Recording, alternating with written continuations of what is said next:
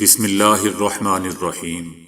السلام علیکم دوستو، دنیا بھر کی خبروں میں آج آپ سنیں گے، لیکن اس سے پہلے اگر ہو سکے تو لائک اور سبسکرائب کا بٹن ضرور دبا لیں۔ شکریہ۔ اقوام متحدہ کے سیکرٹری جنرل انطونیو نے سیلاب زدہ علاقوں کو تباہی ناقابل تصور قرار دے دیا۔ ایرانی صدر کو امریکہ میں داخلے سے روکنے کا مطالبہ۔ بادشاہ بھی بدل گیا، شاہی خاندان کے خطابات بھی بدل گئے۔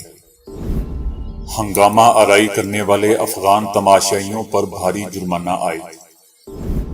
پاکستانی عوام فیصلہ کر چکے کہ امریکی غلامی اب قبول نہیں کرنی۔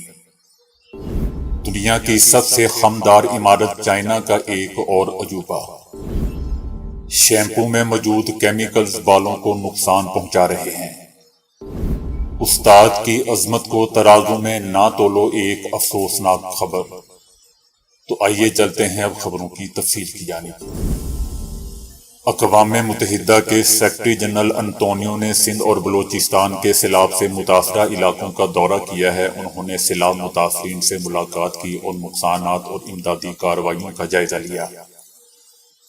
سیکرٹری جنرل نے سیلاب سے تباہی کو تصور سے باہر قرار دے دیا۔ سیکرٹری جنرل انطونیو نے کہا کہ پاکستان میں حالیہ سیلاب سے بلا شبہ قیمتی انسانی جانوں، املاک، مال مویشیاں اور روزگار کو بہت زیادہ نقصان پہنچا ہے، لیکن امیدیں زندہ ہیں اور امیدوں کو کوئی نقصان نہیں ہوا۔ امیدوں کو زندہ رکھنے کے لیے پاکستان کو اس وقت عالمی امداد اور معاونت کی بہت ضرورت ہے۔ سیکرٹری جنرل نے کہا کہ انہوں نے سیلاب سے ہونے والے نقصان کا خود جائزہ لیا ہے۔ موسمیاتی تبدیلیوں اور نقصانات سے بچنے کے لیے ہمیں ماحول کو نقصان پہنچانے والی گیسوں کے اخراج میں فوری طور پر 50% کمی لانا ہوگی، کیونکہ پاکستان ماحولیاتی تبدیلیوں سے متاثر ہونے والے 50 سر فہرست ممالک میں شامل ہے۔ حالانکہ ماحول کو نقصان پہنچانے والی گیسوں کے اخراج میں پاکستان کا حصہ بہت ہی کم ہے، یعنی صرف 1%۔ انصاف کا تقاضا ہے کہ پاکستان کی زیادہ سے زیادہ امداد اور معاونت کی جائے تاکہ وہ ماحولیاتی تبدیلیوں سے ہونے والے نقصان کے لیے پائیدار بنیادی ڈھانچے کو قائم کر سکے۔ ان کا کہنا تھا کہ لیکن جو چیلنج ہمیں درپیش ہے وہ بہت بڑا ہے۔ اس وقت کئی علاقوں میں 6 فٹ پانی کھڑا ہے۔ امداد اور بحالی کے لیے کھربوں روپے درکار ہیں۔ امریکی ایوان نمائندگان کے ایک گروپ نے صدر جو بائیڈن پر زور دیا ہے کہ وہ ایرانی صدر ابراہیم رئیسی اور ان کے ساتھیوں کو نیو یارک شہر میں اقوام متحدہ کی جنرل اسمبلی میں شرکت کے لیے انٹری ویزا دینے سے انکار کر دیں۔ ان کا کہنا ہے کہ ایرانی صدر ابراہیم رئیسی تخریب کاری اور انسانیت کے خلاف جرائم میں ملوث ہیں۔ ان کے کھاتے میں انسانی حقوق کی سنگین پامالیاں ہیں۔ ان کا امریکہ میں داخلہ مناسب نہیں ہے۔ صدر کو چاہیے کہ وہ ایرانی صدر کو امریکہ میں داخلے سے روکیں۔ ایرانی صدر کو امریکی ویزا نہ دینے کا مطالبہ کرنے والے ارکان کانگریس کی تعداد 52 ہو گئی ہے۔ قانون سازوں نے کہا ہے کہ ہم آپ سے پرزور مطالبہ کر رہے ہیں کہ ایرانی صدر ابراہیم رئیسی اور ان کے وفد کو امریکی ویزوں سے انکار کر دیں۔ امریکہ ابراہیم رئیسی کی بین الاقوامی سطح پر تسلیم شدہ انسانی حقوق کی سنگین خلاف ورزیوں میں براہ راست ملوث ہونے کو معاف نہیں کر سکتا، جس میں 1988 میں ایرانی حکومت کے ہاتھوں خواتین اور بچوں سمیت ہزاروں سیاسی قیدیوں کو منظم طریقے سے مارنا بھی شامل ہے۔ ہلاک ہونے والوں میں زیادہ تر دیگر مخالف سیاسی گروپوں کے ارکان تھے، اور رئیسی تہران ڈیتھ کمیٹی کے دستاویزی رکن تھے۔ یہ انتہائی تشویشناک بات ہے کہ رئیسی اور نام نہاد ڈیتھ کمیشن کے دیگر ارکان پر انسانیت کے خلاف جرائم کے الزامات کی تحقیقات نہیں کی گئی۔ یہ ناقابل قبول ہے کہ ایرانی حکومت دنیا بھر میں ریاستی سرپرستی میں ہونے والی تخریب کارانہ سرگرمیوں کی حمایت جاری رکھتے ہوئے ہے، جس میں امریکی اہلکاروں کو مارنے کی مہم بھی شامل ہے۔ چارلس نے بادشاہ کا عہدہ سنبھال لیا۔ برطانیہ میں نئے بادشاہ کے ساتھ ساتھ شاہی خاندان والوں کے خطابات بھی بدل دیے گئے۔ ملکہ ایلزابتھ دوم کی 70 سال کی حکمرانی ختم ہو چکی، جس کے بعد جہاں برطانیہ کو اس کا نیا بادشاہ ملا، وہیں شاہی خاندان کے افراد کو نئے خطابات سے نواز دیا گیا۔ ملکہ ایلزابتھ کی وفات کے بعد ان کے بڑے بیٹے چارلس سوئم کے نام سے شاہی تخت سنبھالا۔ چارلس، جنہیں 1958 میں پرنس کا خطاب دیا گیا تھا، انہوں نے یہ خطاب اپنے بڑے بیٹے ولیم کو سونپ دیا ہے۔ شہزادہ ولیم بادشاہ کے وارث ہوں گے، جو گزشتہ 5 دہائیوں سے کنگ چارلس کے پاس تھا، جبکہ کنگ چارلس کے دوسرے چھوٹے بیٹے ہیری اور بہو پہلے ہی شاہی خاندان سے دستبردار ہو چکے ہیں۔ لیکن ان کے بچوں کو روایت کے مطابق پرنس آرچی ماؤنٹ بیٹن اور پرنسز للی بیٹ ماؤنٹ بیٹن کے خطاب دیے گئے ہیں۔ ایلزابتھ سے پہلے برطانیہ میں طویل ترین عرصے تک حکمرانی کا ریکارڈ دوستو ملکہ وکٹوریہ نے قائم کیا تھا۔ ملکہ وکٹوریہ کا دور اقتدار 1901 میں ختم ہوا تھا اور وہ 63 برس 7 ماہ اور 2 دن تک تخت نشین رہی تھی۔ ملکہ ایلزابتھ کا دور اقتدار 70 برس سے زائد کے عرصے پر محیط رہا۔ ایلزابتھ دوم کے عہد میں برطانیہ میں 15 وزرائے اعظم تبدیل ہوئے۔ ملکہ برطانیہ ایلزابتھ دوم کا شمار دوستو دنیا کی امیر ترین سربراہ مملکت میں ہوتا ہے۔ ان کی ذاتی دولت 50 کروڑ ڈالر تھی، جو اب بادشاہ چارلس کو دے دی جائے گی۔ عالمی سطح پر ملکہ ایلزابتھ سے زیادہ عرصے تک صرف 2 بادشاہ حکمران رہے ہیں۔ ایک فرانس کے لوئی چہار دہم، جو 1643 سے لے کر 1715 تک 72 برس سے بھی زیادہ عرصے تک بادشاہ رہے تھے۔ دوسرے تھائی لینڈ کے بادشاہ بھومی بول تھے، جن کا انتقال اکتوبر 2016 میں ہوا تھا۔ وہ 70 برس اور 4 ماہ تک حکمران رہے تھے۔ وہ تھائی لینڈ کے بادشاہ بھومی بول کی بہت طویل حکمرانی کا ریکارڈ توڑنے کے انتہائی قریب پہنچ چکی تھی۔ 89 برس کی عمر میں ملکہ ایلزابتھ نے نومبر 2015 میں بیرون ملک کا سفر کرنا بند کر دیا تھا۔ وہ تب تک دیگر ممالک کا اتنا زیادہ سفر کر چکی تھی کہ وہ پوری دنیا کے 42 چکر لگانے کے برابر بنتا تھا۔ ایشیا کپ 2022 میں پاکستان اور افغانستان کے میچ میں ہنگامہ آرائی کرنے والے تماشائیوں پر بھاری جرمانہ عائد کر دیا گیا ہے۔ میچ کے بعد اسٹیڈیم میں توڑ پھوڑ کرنے والے ہر تماشائی کو 3,000 ہزار درہم یعنی تقریباً پاکستانی 2 لاکھ روپے کا جرمانہ عائد کیا گیا ہے۔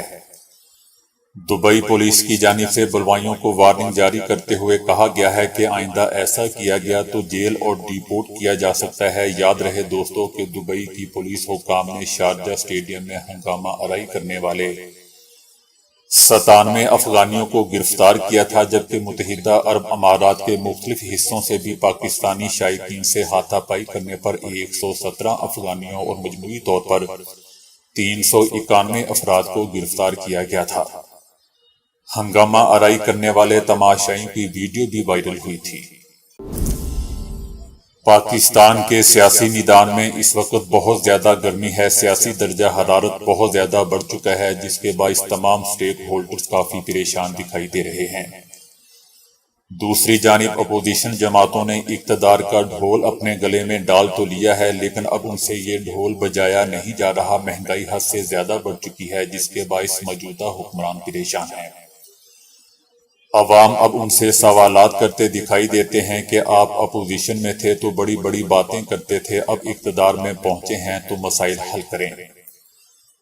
جبکہ حکمرانوں کے پاس مسائل حل کرنے کا کوئی لاہ عمل نہیں ہے، جس کے باعث ان کی ساکھ بری طرح متاثر ہو رہی ہے۔ مسلم لیگ نون کے خود کے حلقوں میں تو یہاں تک باتیں ہو رہی ہیں کہ نون لیگ نے اقتدار لے کر غلطی کی ہے، انہیں حکومت نہیں لینی چاہیے تھی۔ کچھ حلقوں میں یہ بحث بھی ہو رہی ہے کہ سابق صدر آصف علی زرداری نے نہایت ہی چالاکی کے ساتھ نون لیگ کو پھنسا دیا ہے اور نون لیگ اس بار کو سمجھنے میں ناکام رہی ہے۔ اب اور عوام میں ان کی مقبولیت کم ہو رہی ہے، جبکہ اس ساری صورتحال کا فائدہ پیپلز پارٹی کو ہو رہا ہے۔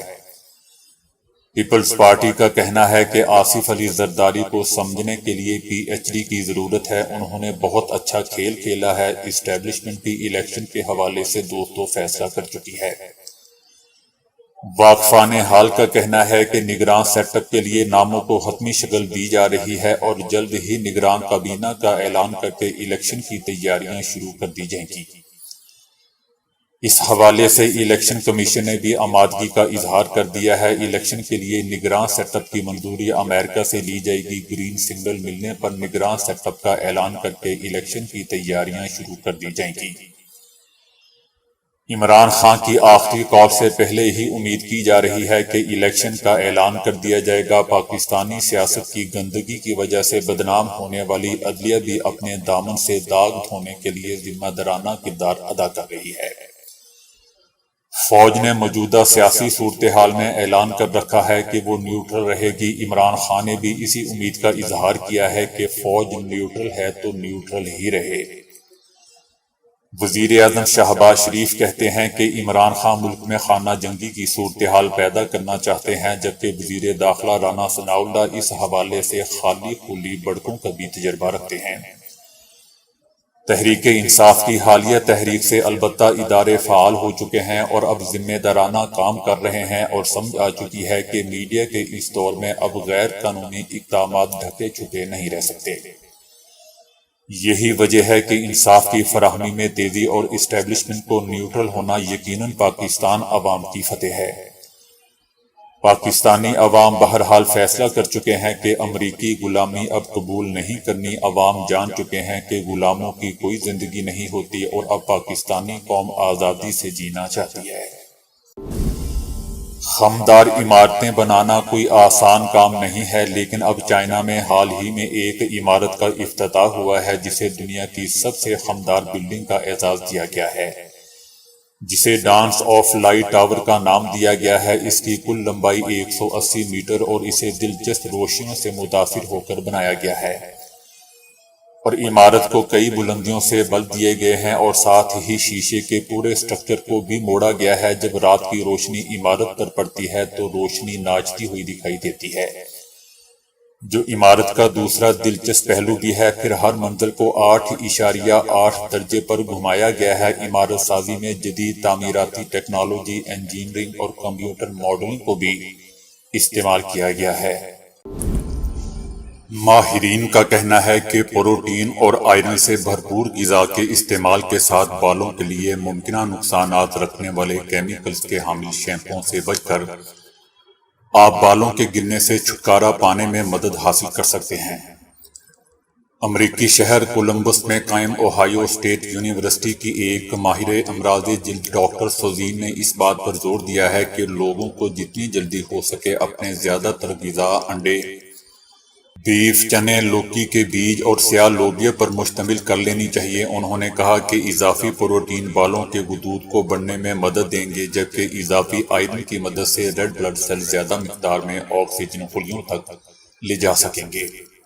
اس سے پہلے دیگر ماہرین نے ایسے شیمپوؤں کے استعمال سے خبردار کیا تھا جن میں سلفیٹ اور فارمل ڈی ہائیڈ ہوتا ہے۔ سلفیٹ تقریباً ہر شیمپو میں موجود ہوتا ہے، جس کی وجہ سے سفید جھاگ بنتے ہیں، جبکہ فارمل ڈی ہائیڈ ایک کلینک ایجنٹ ہوتا ہے جو بیکٹیریا کو مارتا ہے۔ ماہرین کے مطابق یہ اجزاء بالوں کو نقصان پہنچاتے ہیں اور سر میں خارج کرتے ہوئے بالوں کے گرنے کے عمل میں بھی اضافہ کرتے ہیں۔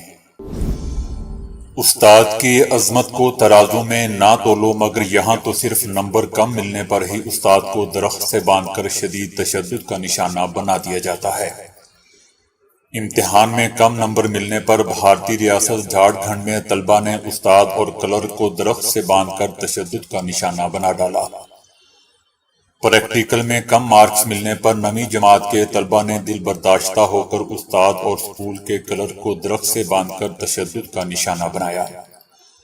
پولیس کا کہنا ہے کہ 32 میں سے 11 طلبہ کا ڈی گریڈ آیا تھا، جسے فیل ہونے کو مترادف سمجھا جاتا ہے۔ تاہم اسکول انتظامیہ کی جانب سے طلبہ کا مستقبل خراب ہونے کے خدشے پر اس واقعے کی کوئی FIR درج نہیں کروائی گئی۔ تحقیقاتی آفیسر کے مطابق اسکول میں 200 طلبہ زیر تعلیم ہے، جن میں سے بیشتر اس واقعے میں ملوث ہے۔ متاثرہ استاد، جو کہ اسکول کے ہیڈ ماسٹر بھی رہ چکے ہیں، انہوں نے امن و امان برقرار رکھنے کی خاطر سزا کے طور پر جماعت 9 اور 10 کی کلاسیں 2 دن کے لیے معطل کر دی۔ عید الاضحیٰ پر مسلمان بکرے، دمبے، گائیں اور اونٹ وغیرہ قربان کرتے ہیں، لیکن یمن کے طویل لڑائی سے متاثرہ مفلوق الحال شہری اس سال عید الاضحیٰ پر مرغیوں کی قربانی دینے پر مجبور ہو چکے ہیں۔ یمن کا شہر تعیز طویل عرصے سے حوثیوں کے محاصرے میں ہے۔ شہر کے رہائشی فضل الصبیح کا کہنا ہے کہ وہ عید الاضحیٰ کے روز ذبح کرنے کے لیے 2 مرغیاں خرید کر لایا ہے۔ فضل الصبی 6 بچوں کا باپ ہے اور ایک مزدور کے طور پر کام کرتا ہے۔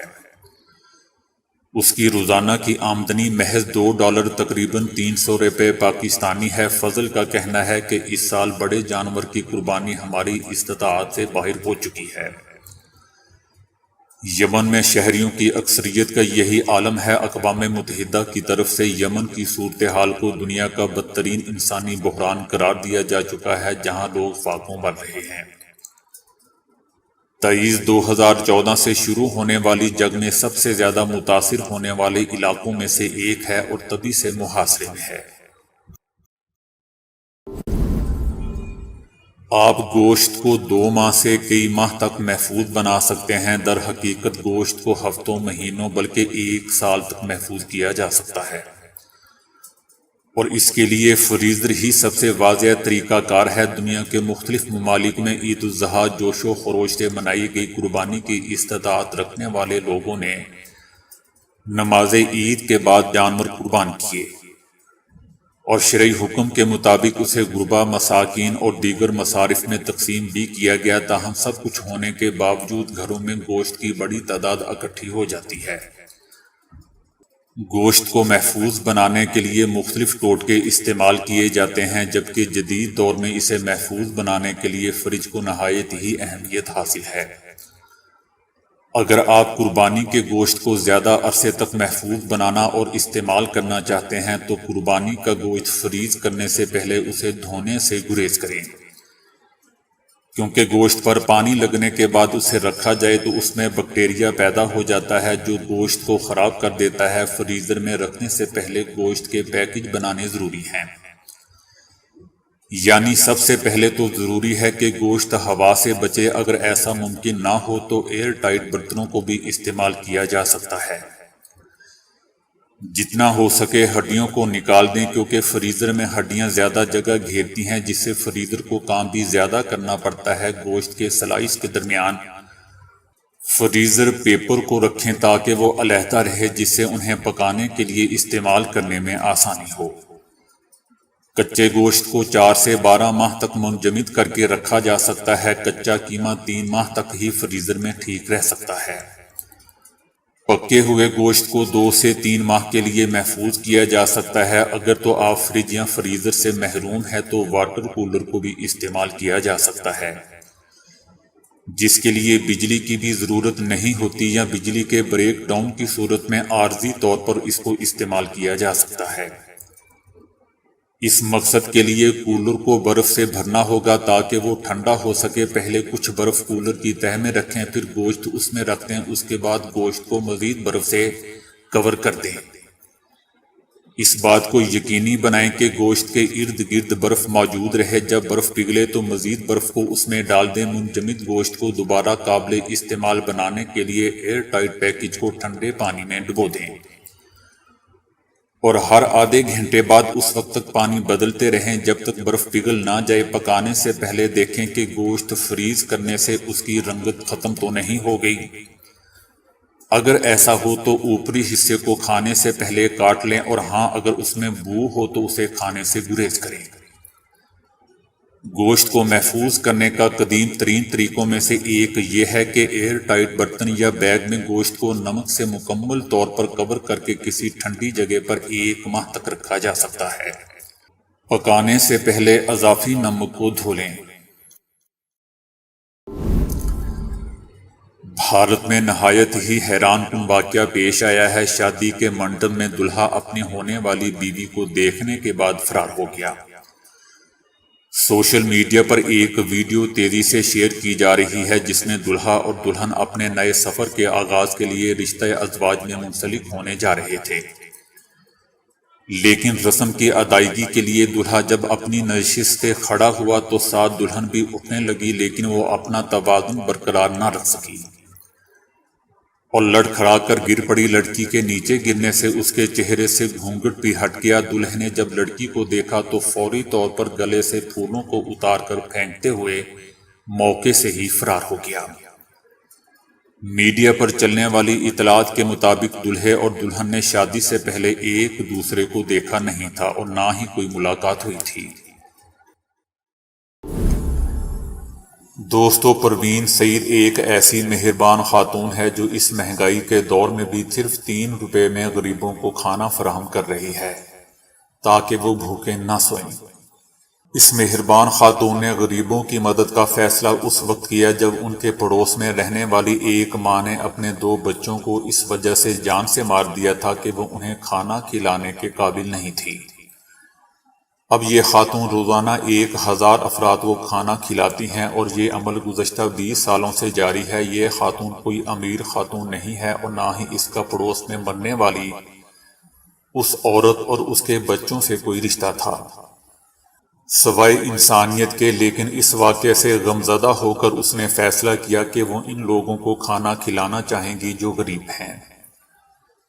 پروین سعید کہتی ہے کہ میرا دل یہ ماننے کو تیار نہیں تھا کہ کوئی ماں ایسا بھی کر سکتی ہے، اور جب میں نے اس خاتون سے بات کی تو اس نے مجھے یہ کہا کہ اگر تم میری جگہ ہوتی تو تم بھی یہی کرتی۔